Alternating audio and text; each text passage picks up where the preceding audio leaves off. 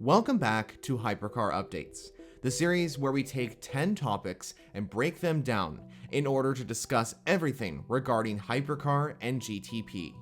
In episode 11, I'll discuss topics such as some drivers not being able to race at the 6 hours of Spa due to other commitments, Acura taking an unexpected win at the 12 hours of Sebring, and 4-time Formula 1 world champion Sebastian Vettel gets to drive an LMDH race car.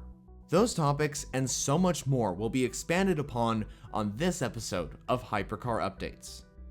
First off, the new Hypercars for 2024 have finally made their debut in endurance racing. At the beginning of March, in the first event of the WEC, the cars of the Alpine A424, the BMW M Hybrid V8, the Lamborghini SC63, and Isotta Fraschini Tipo 6 LMHC all made their debuts at the Qatar 1812 kilometer. Of course, since this was the debut for all 4 of these entries in the WEC, they weren't going to be fighting for overall victories right in the first event. But I do think that one manufacturer outperformed the rest, and that was Alpine. Even though the A424s had a quiet race and couldn't challenge for top 5 results, they were still very reliable and consistent, and at the end of the race, one of the Alpines finished inside the points. The number 35 car was the only new entry to cross the line in a points scoring position, and that car finished ahead of the 2023 championship winning number 8 Toyota.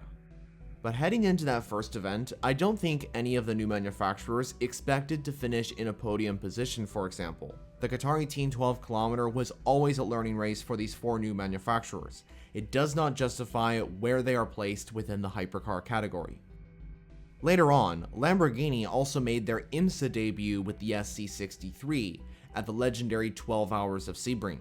During the 12-hour endurance race, as was expected, the Lamborghini couldn't fight for overall victory with the other manufacturers. But like Qatar, Sebring was most definitely a learning race for Lamborghini, and they actually picked up a P7 at the end of the day, so I wouldn't call that a bad result. But the fact is, these new hypercars have finally made their debuts in the WEC and IMSA, and they'll take that data that they learned and improve upon it as we come into the next events of both championships.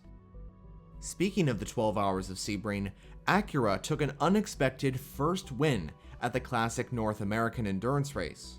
This happened because the number 40 WTR crew pulled off a pretty impressive race with consistent pit stops, consistent pace from all 3 drivers, and a great strategy. And at the right time, Louis Delatraz made the move on the current race leader Sebastian Bourdais at the hairpin, and took the lead for Wayne Taylor Racing with around 6 minutes to go in this 12-hour endurance race. Not only would Acura take their first win at the 12 hours of Sebring, but Wayne Taylor Racing would take their first in the GTP era and in IMSA for the first time since Road America in 2022. And just a reminder, this number 40 Dex Imaging Acura is the second Wayne Taylor Racing entry. The main car is the Konica Minolta entry. It was also great to see Wayne Taylor Racing finally get that win after so much bad luck in 2023. And now that number 40 entry soars to the top of the GTP standings, tied with the number 7 Porsche.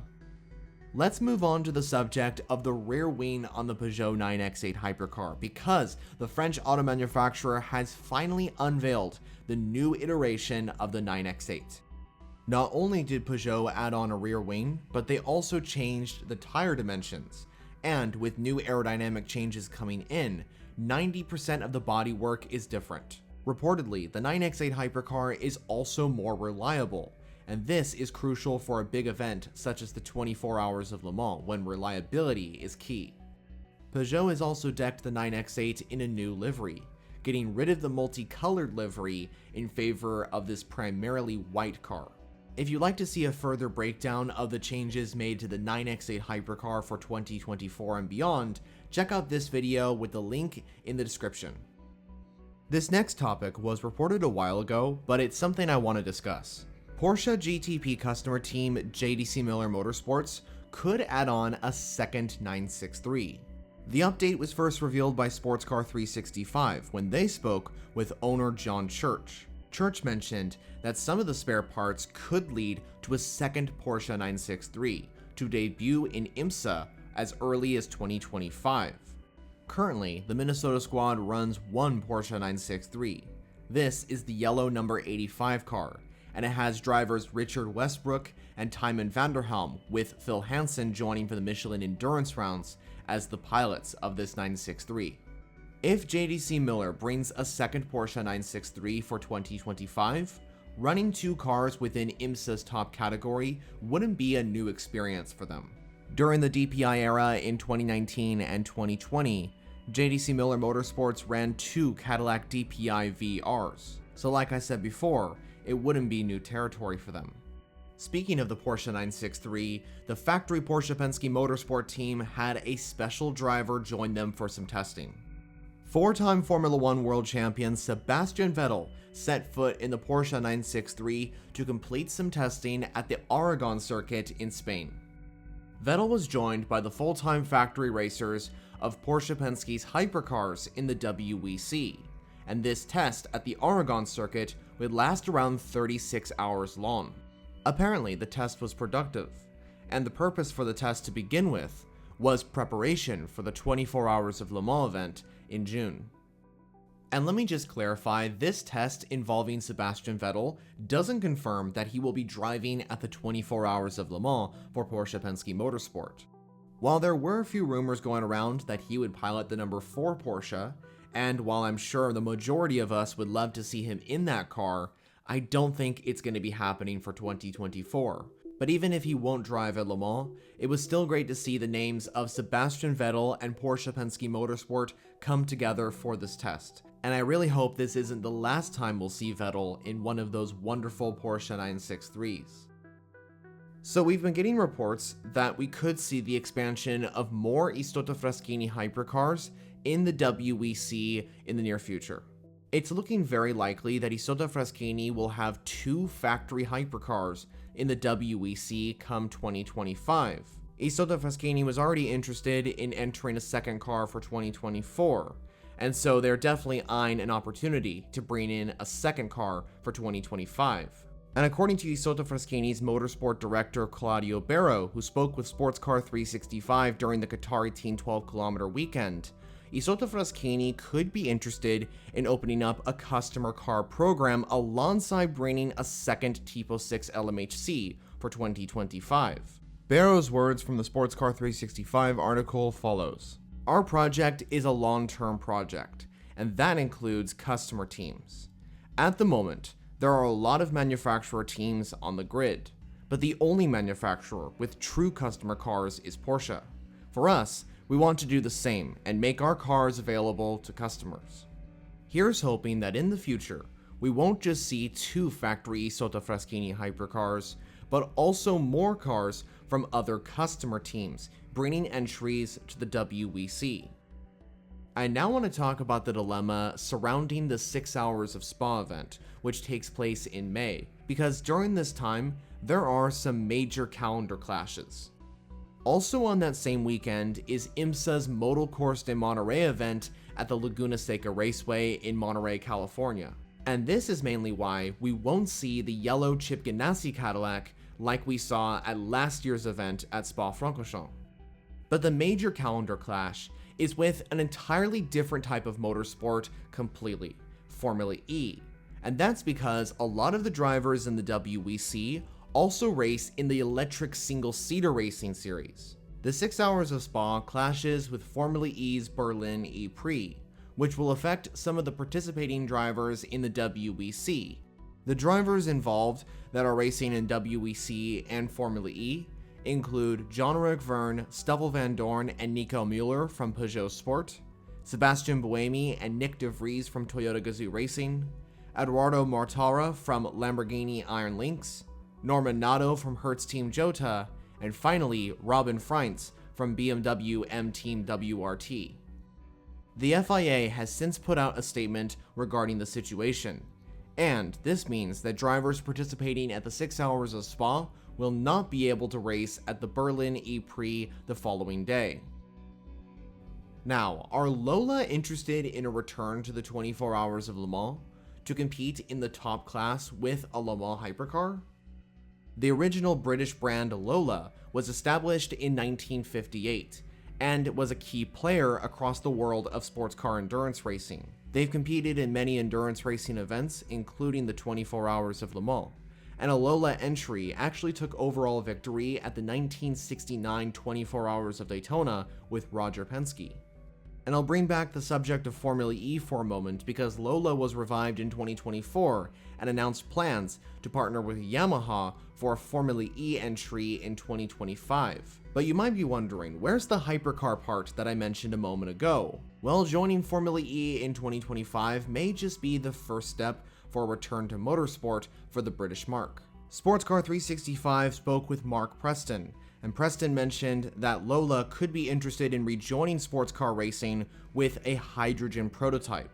His words are as followed: "If you look at Lola's history, we've always partnered with other manufacturers. Lola doesn't make road cars, and probably never will, so we'll always be a partner to an OEM in other series. There are already 4 chassis builders in LMDH, so we would only be able to do LMH or other classes unless that changes in the future. It depends on the length of the homologations, so we'll be waiting for some opportunities there. Of course, as of right now, Lola's plans remain uncertain, but I would very much like to see Lola involved in some sort of Le Mans hypercar program or the hydrogen class itself." Let's now move on to the final 2 segments, which are questions asked by you, the viewers. The first question comes from Diego, who asks, "Do you see a chance for BMW to win more than one race in the GTP class?" I'm confident in saying yes because I believe that BMW is on an upward trajectory. Now, it is true, when BMW entered the GTP class in 2023 at the Rolex 24, they most definitely struggled against the other 3 manufacturers and they were clearly behind. However, after Daytona, as the season progressed, the M Hybrid V8s showed potential and proved that they can be competitive. The 6-hour Watkins Glen race was an example of that, when the BMW number 25 car was challenging for overall victory with the other 3 manufacturers. And even though they didn't cross the line in first, BMW could have done so as much as Porsche. And later on, they actually received the victory due to a technical infraction on the number 6 Porsche, which won. And the BMWs weren't just quick at Watkins Glen. In fact, the number 25 car achieved the most podiums out of any GTP entry across the 2023 season. But I think that the BMWs were lacking consistency in 2023 to fight for overall victories on a regular basis. But in 2024, I think they've already made a huge step forward. At the Rolex 24 and 12 Hours of Sebring, they were competitive across the entire event and had pace for the overall victory. However, I think they got unlucky. At Daytona, the BMWs were hit with reliability issues. Otherwise, I think they would have been on the podium. Then at Sebring, Connor De Phillippi was hunting down the leaders in the 25 BMW, and if it wasn't for him going off track while in a battle with Andlauer in the Proton Porsche, he may have been in a position to not just secure a podium, but potentially the race win of Sebring. So judging by their progression so far, I would expect to see BMW winning more than one race. There are a few upcoming tracks that I think the M Hybrid V8s will be competitive at, and so let's hope when we come to the end of the season, the BMW entries will be fighting for the GTP championship. The next question comes from Carlos Diaz, who asks, "What will be the effect of WEC implementing the rule of a minimum of 2 cars per manufacturer?" First off, another great question here. This comment is referencing the Autosport.com announcement that came out regarding the potential possibility of the WEC mandating each hypercar manufacturer to at least 2 factory cars full-time. If this rule were to be implemented for 2025, this would affect 4 hypercar manufacturers: Cadillac, Lamborghini, Isotta Fraschini, and Aston Martin. From what's been reported, both Lamborghini and Isotta Fraschini are already interested in adding on a second factory car for 2025. And because Chip Ganassi and Cadillac are splitting, that means a new team will run the Cadillac V Series Rs in 2025. And that same new team is expected to bring 2 cars for the next season. The problem I see is a lack of space, because if Isotta Fraschini, Lamborghini, and Cadillac all bring new cars, that means that we'll have around 40 entries on the grid, and that maxes out the WEC's planned expansion of the grid size. This would theoretically mean that there's no room for the Aston Martin Valkyrie. My issue is clearly surrounding Aston Martin, and I see three solutions to this. One is that Aston Martin only enters the Valkyrie LMH into IMSA.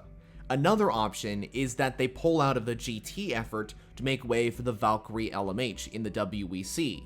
And the third option is that the WEC expands to maybe a 42 car grid to allow 2 Aston Martin entries. Either way, there are definitely pros and cons to this potential 2-car mandate for hypercar manufacturers. But as of right now, there's no clear confirmation on if and when it will happen.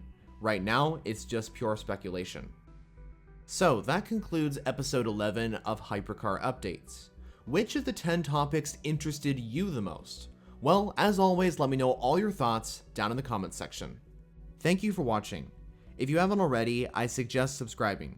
The reason why is because I make endurance racing content mainly on WEC and IMSA every week. And if you want to watch more videos, there's options on your screen. But for now, that's it from me. I'll see you in the next one.